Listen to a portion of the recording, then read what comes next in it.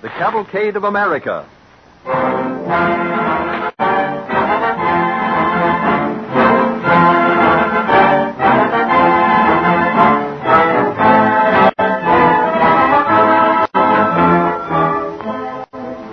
Just as traditions of American character have grown up with our people, so the DuPont Company has grown with the nation to occupy an increasingly useful place in our economic life. DuPont presents the Cavalcade of America in the belief that the stories of faith and courage you will hear on these programs represent a heritage too precious to be forgotten. These are true episodes brought to light by the careful search of distinguished educators and historians prominent in the American Historical Association. Today as ever, America carries its traditions forward, driving through to new accomplishments, so well exemplified by the research of DuPont chemists in creating better things for better living through chemistry. In every walk of life, this spirit of get ahead, this desire for constant improvement, has always inspired and will continue to inspire the Cavalcade of America. We set our stage tonight for the year 1889 with some melodies that are popular in the gay 90s, played by the Cavalcade Orchestra.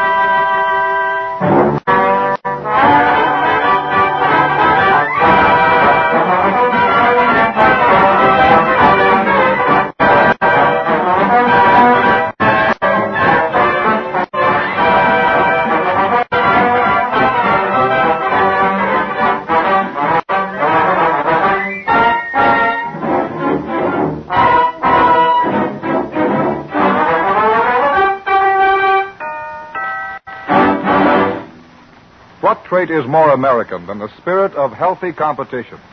Friendly rivalry has done much to advance our nation's progress. In every walk of life, we find the urge to succeed, to advance, to conquer difficulties and opposition, often spurs us to win where praise softens and brings self-satisfaction. Our nation's history has many examples of contests out of which came advancement and improvement. But tonight, we are concerned with but two.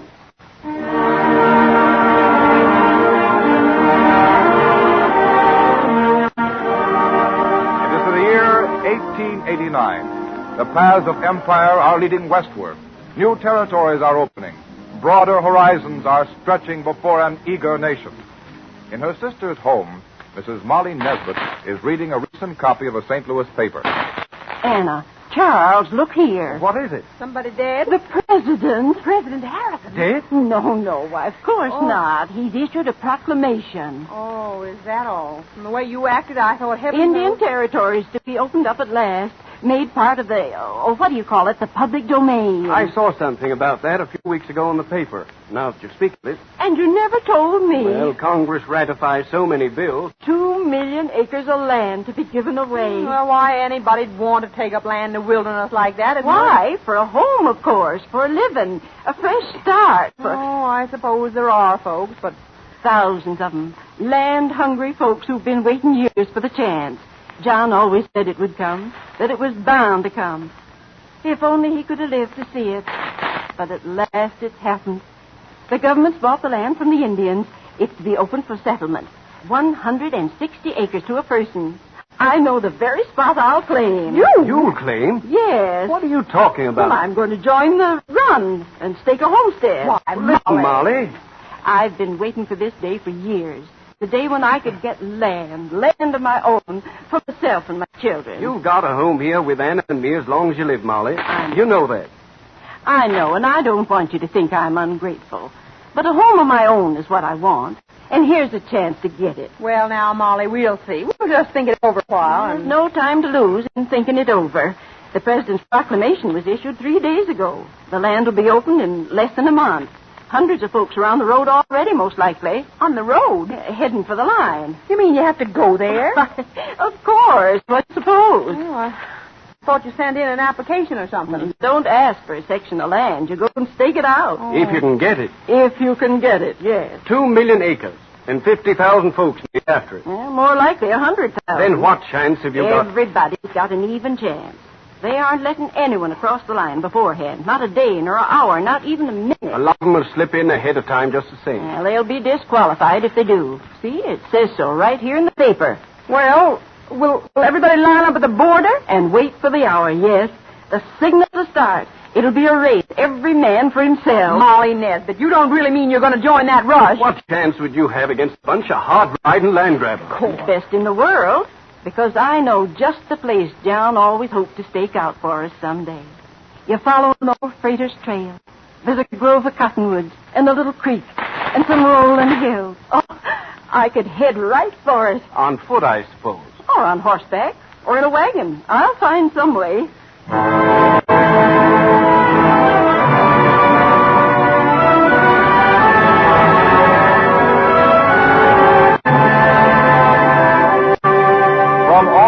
The country they came.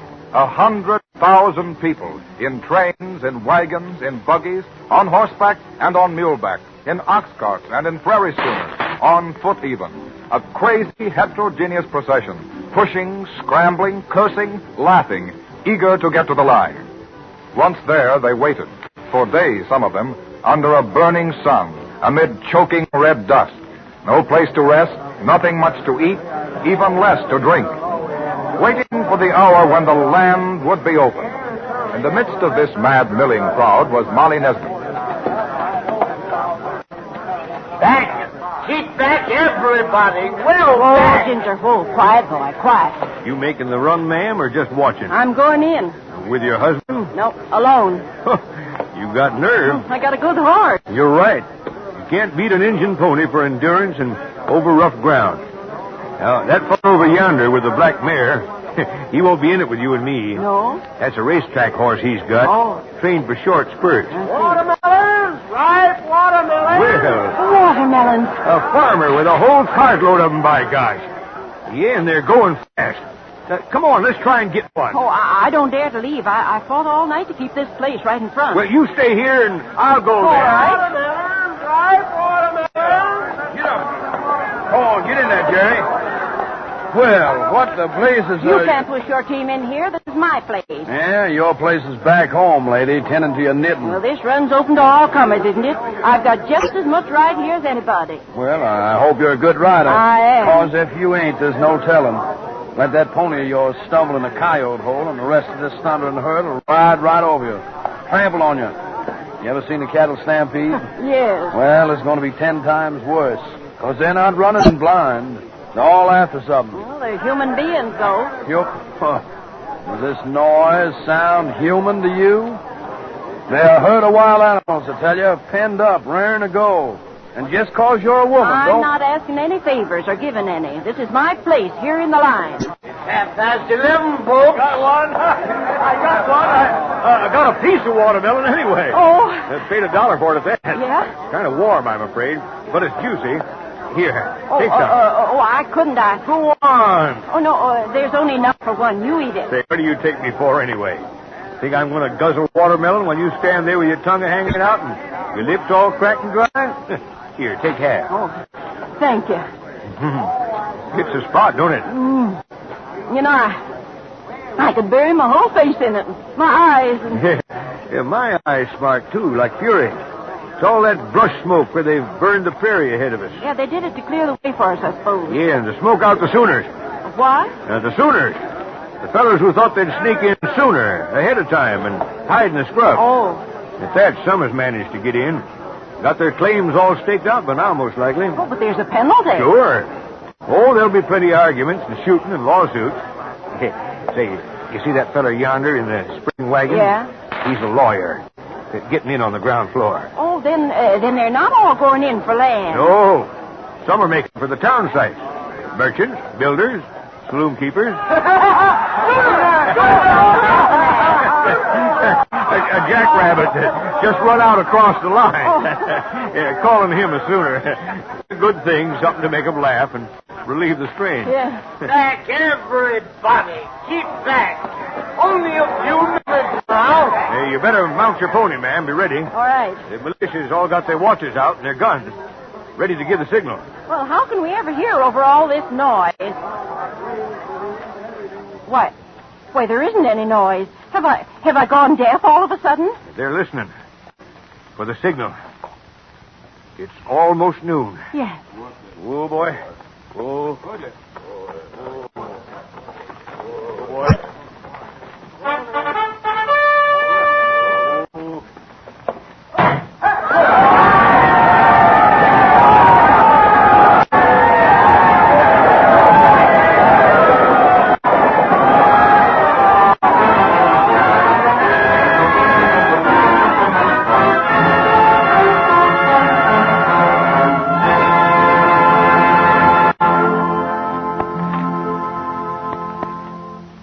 Competition and civilization, rivalry and progress. This spirit has always been strong in the heart of the American people. It changed the country from a wilderness to a land of homes. Even before the Oklahoma land rush, the roots of American love of competition led back to an incident which caused excitement throughout the civilized world. Our Cavalcade Orchestra takes up the Mississippi and the days of 1870 with an excerpt from Ferry Grossfay's Mississippi Suite.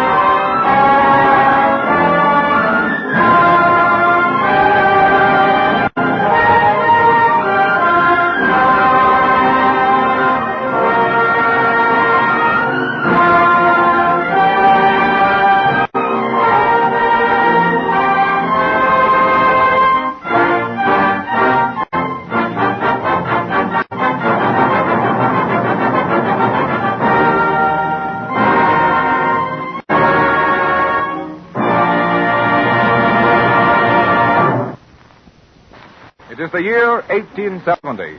Down the brown waters of the Mississippi steams the Robert E. Lee, loaded with cotton for New Orleans. Captain John W. Cannon, owner and commander of the mighty packet, stands on the hurricane deck talking with one of his passengers.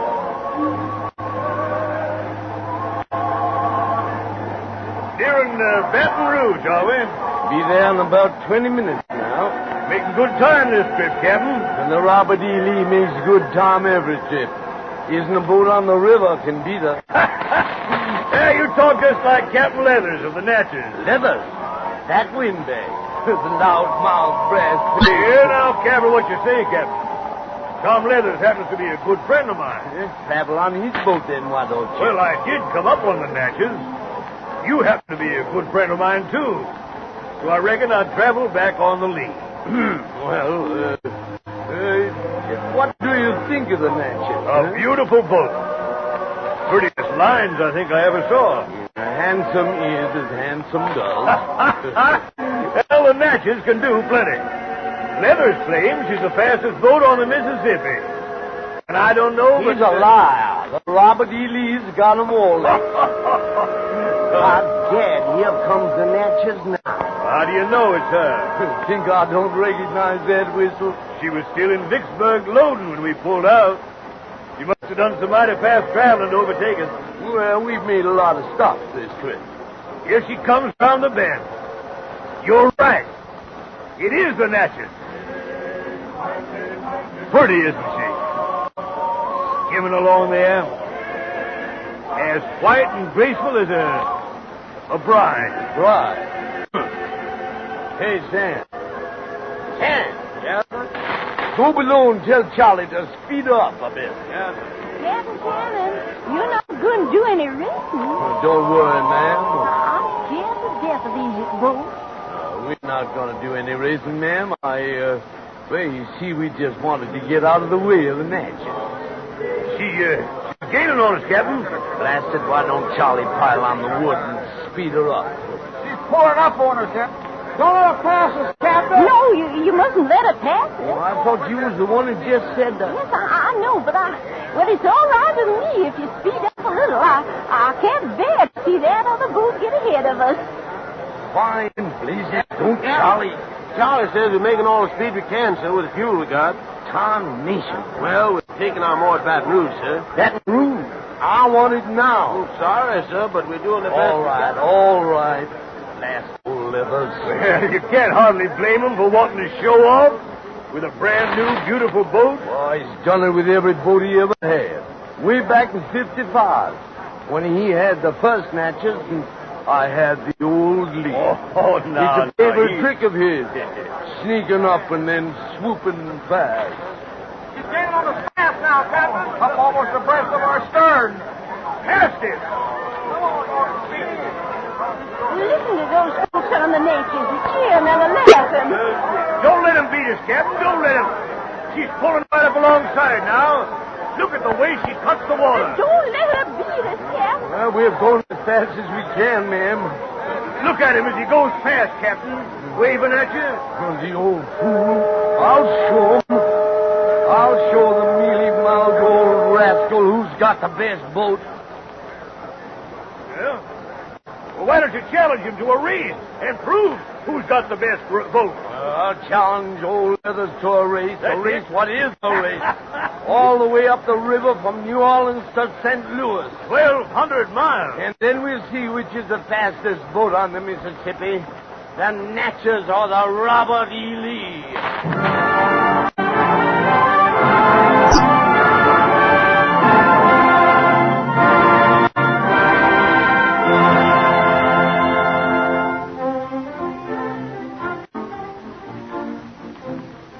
From this challenge came the race which attracted nationwide, worldwide interest.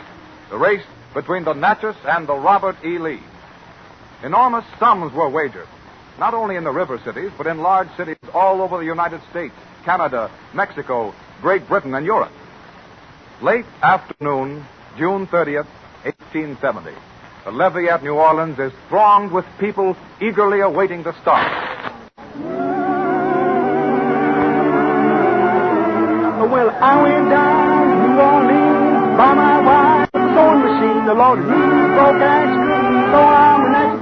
course, so. Well, I'm a... How do you know? I'm betting on the lead. $500 that the Natchez will beat her. Done. Bravo, mon ami. Back the boat that bears the honor name of our general. Back the boat with the best machinery, say I. Yes, but the Lee is only 4 years old. And she's bigger. She looks bigger because she's wider and rises higher out of the water. But actually, she's not as big. Her name, though, is the biggest in the world. You Southerners are always loyal. They're about to start. Look. The Lee is backing out.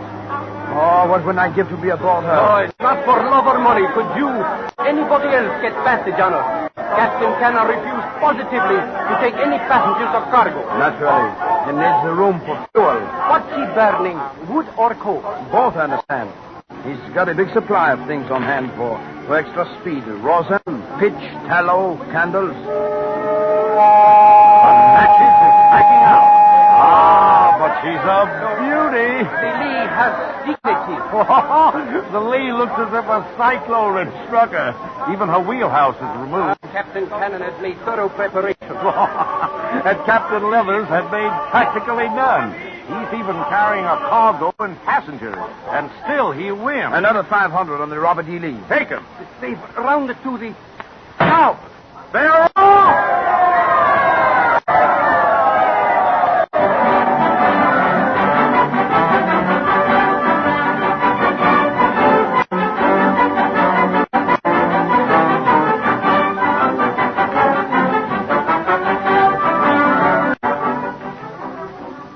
Johnny Hawkins' famous saloon on the corner of Common Street and Varieties Alley, New Orleans. Hundreds waited all night for news. The Lee was leading at 24-mile point, ahead by 4 minutes and 40 seconds. He won't hold the lead long once old Leathers begins to let the Natchez out. Telegram from Baton Rouge. The Robert E. Lee passed there at 1:28 a.m. The Natchez left at 1:38, just 10 minutes later. The next bulletin will be from the town of Natchez.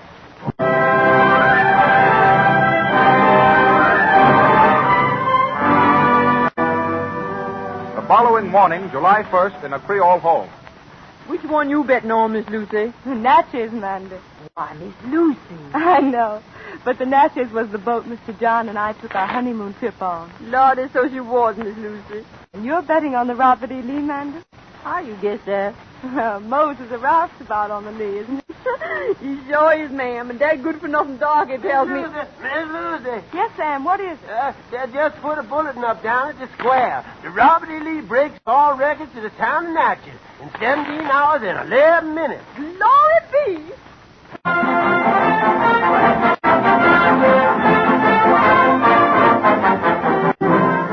In the New York Stock Exchange House on the morning of July 2nd. What's the latest on the board, Frank? Well, Consolidated is selling Oh, deuce take the Consolidated. Who's ahead in the race? The Robert E. Lee, sir. She passed Memphis, sir, at 10 minutes past 11. All business has been suspended for the day. I told you the Lee would win. Don't be too sure. The race isn't half over yet. The Lee's gaining all the time, though. She'll win by an hour. She's got an unfair advantage, having attended to fueler in midstream. She's got a smart captain. Well, $1,000 that the Natchez will reach St. Louis first. Take it.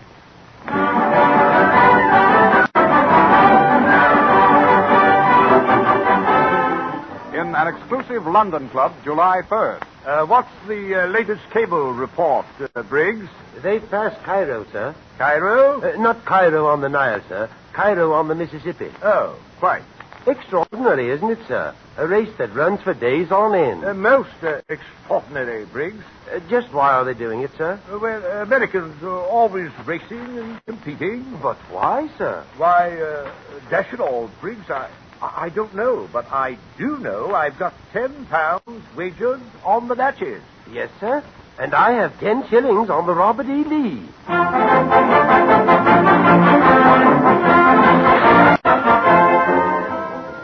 St. Louis, shortly before noon, July 4th, 1870. For miles, both banks of the river are crowded with people. The hills are swarming with them, waiting to welcome the winner, whichever it may be. There she comes. I can see her. It's the Natchez. Natchez, your granny. Why, it's the lead.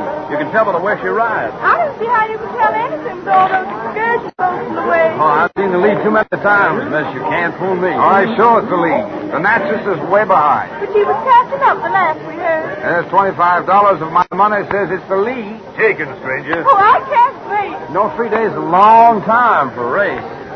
Yes, sir. Hey, that's her whistle. Yes, sir. Only one on the river like it. The Natchez? No, the lead. Come on, Captain Calvin. We're waiting for you. It's the lead, all right. It is. It can't be. I'm sorry to disappoint you, miss, but I'd know the leadest whistle anywhere. Yep, it's the lead. I can read her name now. I saw General Robert E. Lee himself once. Now, trouble with that 25, friend. Where's the Natchez? What happened to her? Well, 3 cheers for the Robert E. Lee.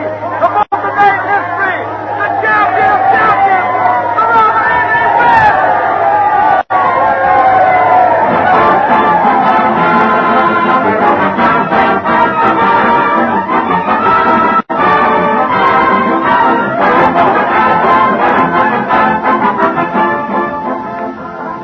From New Orleans to St. Louis in 3 days, 18 hours, and 14 minutes. That was the record of the Robert E. Lee. Racing became more than a mere contest between rival captains. Racing was responsible for the improvement of the Mississippi steamboats. Racing, rivalry, the spirit of competition brought better travel conditions, faster transportation of merchandise, progress, and advancement, just as the Oklahoma land race was instrumental in conquering the wilderness. Let us be thankful that this inherent quality remains an essential element in our country's lifeblood. The spirit of progress helps make America a nation.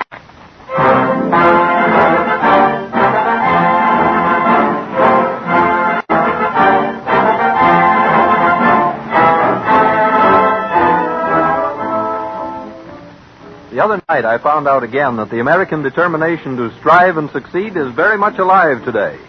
I wish that all of you could have sat with me at a dinner table where I met a number of men whose daily work consists of the hardest sort of competition, competing with nature, using their brains and ingenuity to go nature one better. They were all research chemists. As they swapped experiences across the table, I was amazed to learn how far into the future their thinking extended, and also how close they were to discovering new secrets of nature that will change and improve our lives tomorrow or next week or a year from now. One of those men told me the story of the part salt plays in chemistry. Well, you know, I hadn't the slightest notion of the number of useful things that DuPont makes for us out of salt. Common salt. I thought salt was just something you put on French fried potatoes and something that makes it easy to swim in the ocean. But these chemists told me they take salt as a basic raw material and make things as far apart as insecticides for farmers and cosmetics for beautiful women. Every time I pick up a salt shaker now, I remember that DuPont uses that same material to make products used in ethyl fluid for gasoline, and Duprene, the marvelous synthetic rubber that beats nature's own rubber in many ways, even adhesives, cleaning fluids, and ingredients for dentifrices, all out of the stuff I throw over my left shoulder for luck. And salt is lucky after all. We're lucky to have it around, and we're lucky to have chemists who know what to do with it, how to turn it into many useful products. Another time, I'll tell you more of these fascinating adventures in the chemist's constant effort to provide better things for better living through chemistry.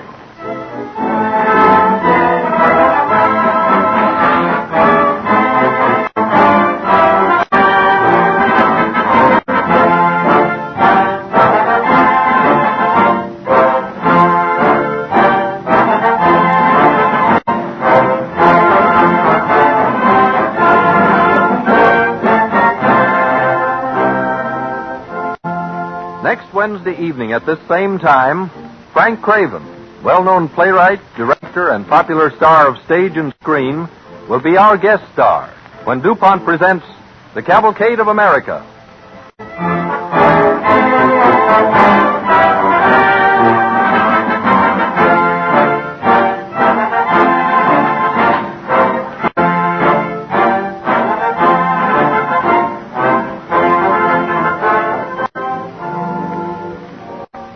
This is the Columbia Broadcasting System.